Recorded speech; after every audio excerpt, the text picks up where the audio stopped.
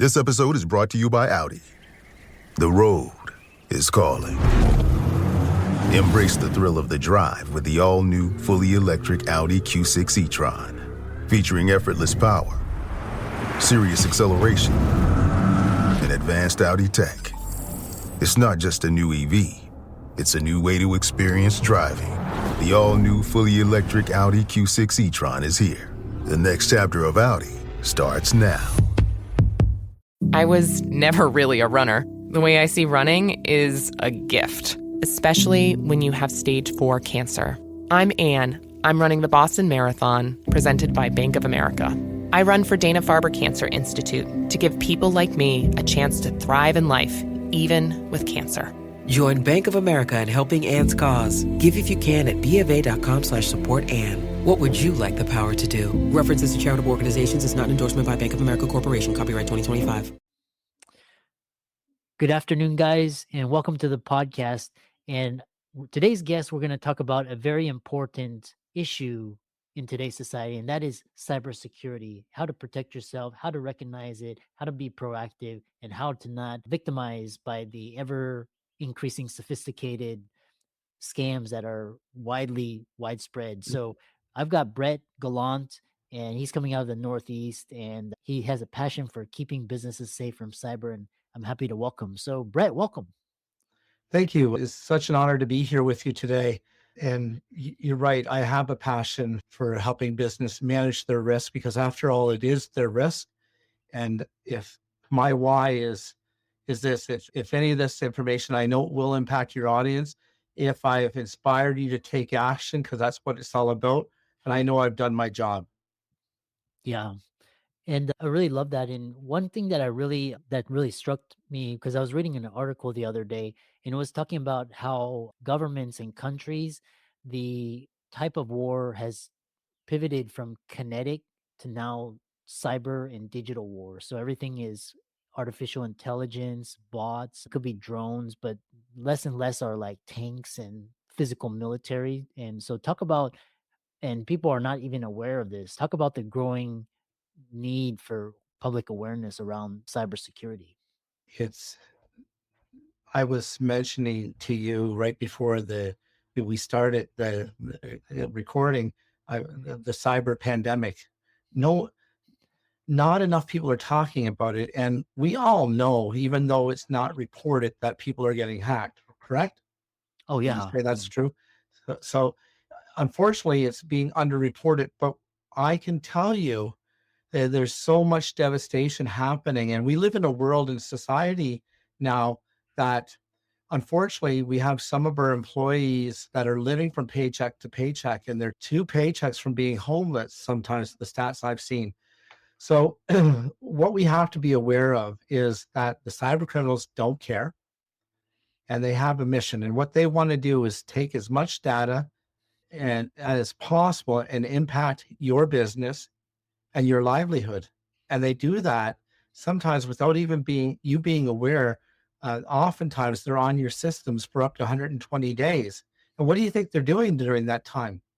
They're watching how you work, watching how you communicate, downloading all your data, and then they strike. And then they make a devastating impact. And I do a presentation when I public speak, and my topic is you can't get hacked in your pajamas because you've already been hacked and you don't even know it. Today's cyber reality is that we can no longer keep our heads stuck in the sand like an ostrich. We need to be aware, and we need to ask these 3 words to ourselves. What's my plan? What's your plan? And what am I doing to foster a culture of at least talking about cybersecurity in our organizations? Mm-hmm. Yeah.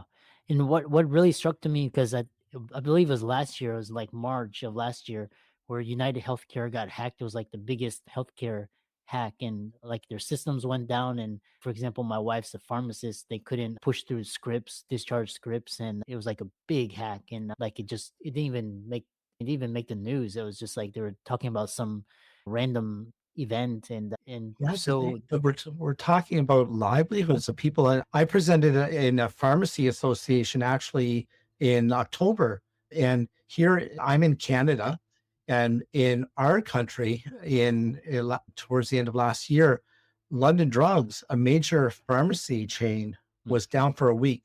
So what happens when the drugs don't ship? What happens when somebody that's counting on blood pressure medication or COPD and whatnot can't get their medication? The reputational damage is unreal, and it's affecting lives. Mm.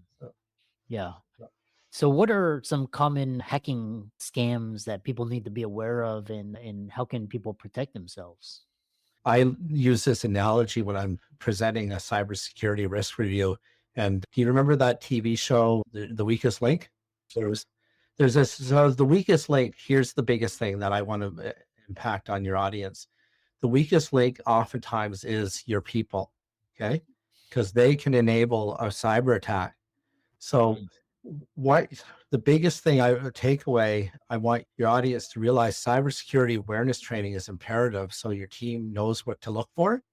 And so some of the things you want to be looking for is, hey, is my computer slower than usual, or things popping up that I haven't seen, or did I click on something and I said, no, I don't really need to report that because nothing happened.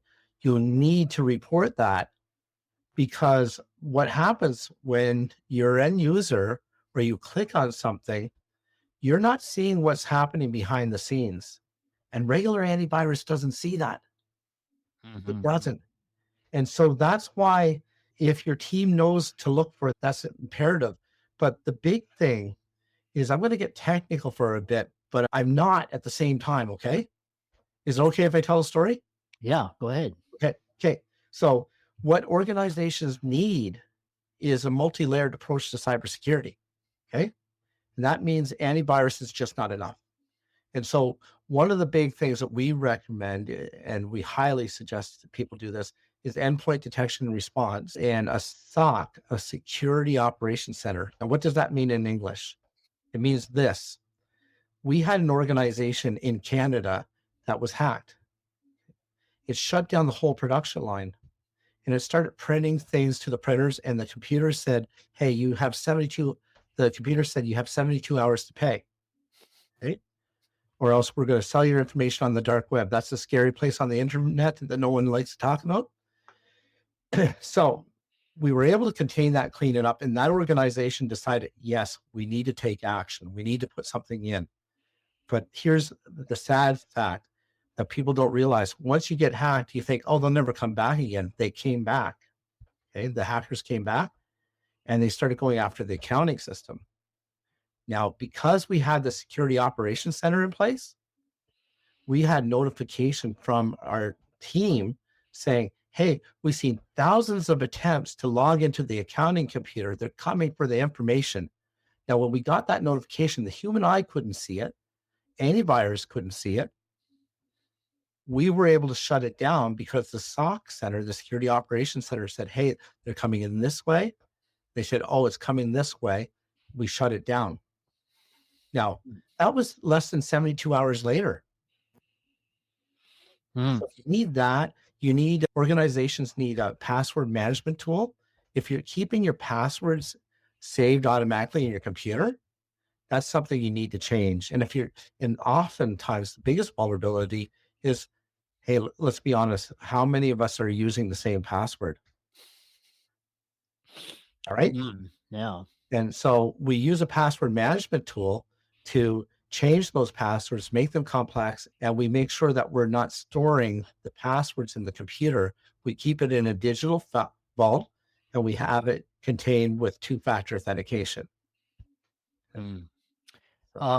Another question I have for you is, because I know a lot of, they're trying to get away with passwords because of this problem that you were talking about, that passwords can easily be discovered. And so now they're using, like, what kind of device is this device registered to you and verified by biometrics, like your face or your voice or your fingerprint, and or tied to your social media or Google or whatever. How much safer are those compared to traditional methods? You can't always put your trust in that and your faith in that, because with AI, that can be impersonated, And if they get into your email, they got keys to the kingdom. So I want to back up and just add another thing on top of that. When we're talking about emails, we need to have monitoring on the email, notifying, hey, did somebody try to get in my email? We have a municipality that we take care of, quite a few of them, and pharmacies. We had notification this week that there were 5 attempts every hour to get into the mayor's email. Wow. Okay. From all parts of the world. I'm sure it was the same guy, but he was just hopping around different places. But if you're not monitoring that, if your provider's not monitoring that, if you don't know, then they could be in for up to, remember how I said at the beginning, they're in for up to 120 days. We don't even realize they could be in your email and you don't even know. So that's why you need to batten down the hatches and secure the perimeters in all places of your digital world. Having two-factor authentication on all those elements is vital and not the same password. So this is when people are listening to this, they're like, yeah, I'm just when you're talking about hack, like the United Care hack or like a government hack, but talk about why no business is too small to be hacked, common misconceptions and how to address them. Yeah, well, I got to tell you the story about the small business that came into my office before Christmas, and the look on their faces, it looked like they had seen a ghost. They were distraught, and they thought, hey, I'll never get hacked. In fact, they refused. They didn't think that it would ever happen to them. But they lost $30,000. And they're just a 2-person operation, but they lost $30,000. So it's Russian roulette, if for lack of a better word, that the hacker's job, they don't care who they're going after. So they don't care if you're just one small. You're not too small to get hacked, but you may be too small to make the news, is the phrase I like to say. You're not gonna hear on the news that this small 2-person operation got hacked. So the lesson there is we're all in this together. So it's our responsibility as a society that I'm going to do my part to take care of my cybersecurity for you, for my vendors. And then I'm seeing now in some of the industries we're serving that the companies are asking their supply chain, hey, what are you doing to manage your cyber risk? Because we're counting on you. Yeah. And so you mentioned personnel, they're like they'll have some like sophisticated social engineering scheme where they target but what are actionable tips for business leaders, simple steps to improve your cybersecurity today? Okay. So number one, I do have, if you DM me on Instagram, Brett_Gallant, or on LinkedIn, I have a document, 15 ways to prevent a cyber attack. Okay. So that's free. And big thing is if you haven't implemented cybersecurity awareness training, you need to do that. If you have not done 2-factor authentication on your email, you need to do that. Invest in a password management tool. We recommend Keeper. There's countless other great tools. Make sure you have a backup and it's verified and it's backed up on offsite and it's secured and encrypted and it's tested. A backup without testing is just a wish and a dream. And I can't tell you how many times I've seen that happen. I'm trying to think of other low-hanging fruit that would really help your audience. The endpoint detection response and MDR, managed detection and response, if you can do it. But the biggest thing, if those are easy ones. The other thing is having a cybersecurity risk assessment done by a professional to analyze what you have for your cyber risk is important. The other thing too is getting into just talking about assets and computers. If your computers are outdated and they're older systems, and we're dealing right now, we have Windows 10, but that's going to be end of life this year. Making sure you have a plan to upgrade your computers to Windows 11 before the end of the year is imperative. So you're getting all the security updates. So you're patching your computers, getting those updates. And the other one that's often neglected In a lot of our companies, we have vendors that come in and remote into our systems to support us. Mhm. Make sure that they have their remote tools secured. Remember that example I told you about the production line being hacked? That's how they got in. That they came in through that because it was not secure. Oh, interesting. Yeah. Yeah. Here's a question from the audience is which is safer, 2FA or SMS? I recommend MFA, the 2FA, Yeah. but SMS is better than nothing. Interesting. I like using a passphrase when possible with 2FA. So when I'm using my password manager, I Mhm. have all of my secure passwords in there encrypted, but I use a passphrase with MFA. Oh, wow. Yeah. And the passphrase with 2FA is that's how do you, because a lot of people they have Google Authenticator or other things because there's like SIM hijacking is what I've heard. And Yeah. but how do you incorporate passphrase with 2FA? So what I do is I recommend you pick 4 words, and there's a website called Use a Passphrase, so you can test to see how secure your password is.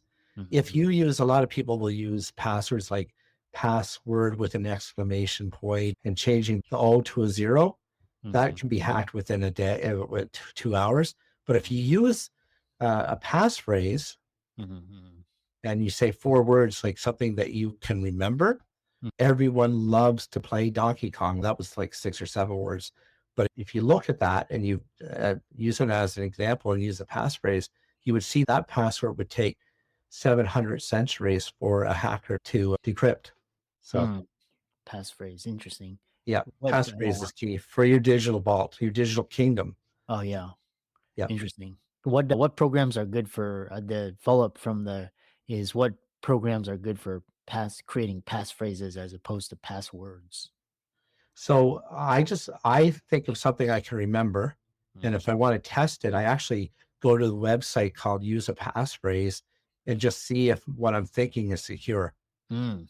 Oh, okay. Interesting. Yeah. Wow. So think of like 4 words that you can remember, but Mm-hmm.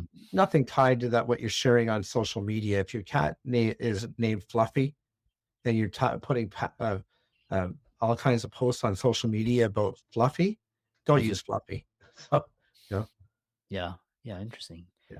How can people connect with you and learn more from you? Love to connect. You can always find me on Instagram, Brett_Gallant. LinkedIn, you can find me, Brett Gallant, as well. And we will have my website, adaptiveoffice.ca, and would love to connect with you. And obviously, we'll share the 15 ways to help prevent a cyber attack. But there's all kinds of useful information that you can take and know what to be asking your provider. Mm-hmm. So, Yeah. Excellent. yeah. Thanks so much for coming on and sharing your wisdom and expertise and keep up the great work. It is a privilege. Thank you. Have an incredible day.